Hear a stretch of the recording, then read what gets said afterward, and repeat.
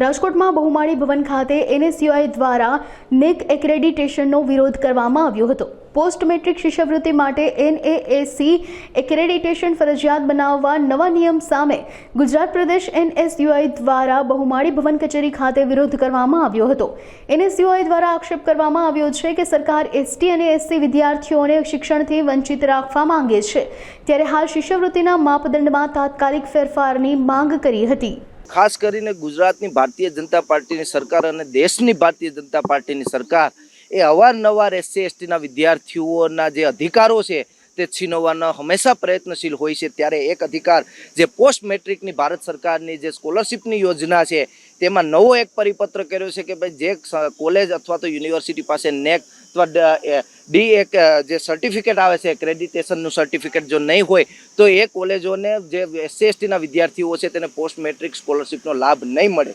તો ખાસ કરીને અમારું એક માનવું છે રાજકોટના સમાજ કલ્યાણ વિભાગે સૌરાષ્ટ્ર યુનિવર્સિટીને આ પત્ર કર્યો છે કે ભાઈ જે તમારી સંલગ્ન કોલેજો છે તેમાં NEC નહીં હોય તો તેને SC STના જે વિદ્યાર્થીઓ છે તેને સ્કોલરશિપ મળવા પાત્ર નહીં રહે એવો એક પરિપત્ર કર્યો છે। ક્યાંક ને ક્યાંક આવા કોઈ NECના બાનેથી કોઈ વિદ્યાર્થીઓને ભણતા અટકાવી ના શકાય, તેના એજ્યુકેશનથી વંચિત ના રાખી શકાય એવું અમારે સરકારને કહેવાનું છે। જે પરિપત્ર કર્યો છે એ પરિપત્ર તાત્કાલિક પાછો ખેંચી લેવામાં આવે, કેમ કે આપણે જાણી શકીએ કે જે ગરીબ અને વંચિત વર્ગના વિદ્યાર્થીઓ છે કે પોતે ક્યાંક ગવર્મેન્ટમાં તેમનો એડમિશનમાં વારો નથી આવતો અને આ સેલ્ફ ફાઇનાન્સ કોલેજોમાં તેને આ સ્કોલરશિપના આધારે એડમિશન લેવું પડતું હોય છે અને પોતાનો અભ્યાસક્રમ પૂર્ણ કરવો પડતો હોય છે। પણ જો આ સ્કોલરશિપ બંધ કરી દેવામાં આવશે તો હજારો લાખો જે SC STના વિદ્યાર્થીઓ છે તે શિક્ષણથી વંચિત રહેશે। અને અમારું તો એક જ કહેવાનું છે કે આ NECની તમામ બાબતો એ સરકાર અને યુનિવર્સિટીને ચેક કરવાની બાબતો છે। કોઈ વિદ્યાર્થી કોલેજમાં એડમિશન લેવા જાય તો એ ચેક નથી કરતો,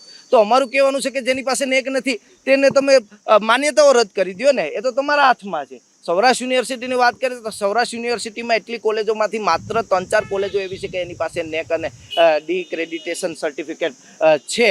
તો આપણું એક માનવું છે કે અમારું એક માનવું છે કે જે આ ગુજરાત સરકારે જે આ પરિપત્ર કર્યો છે તાત્કાલિક રદ કરવામાં આવે અને જે નિયમો છે એ મુજબ જ સ્કોલરશિપ આપવામાં આવે એવી અમારી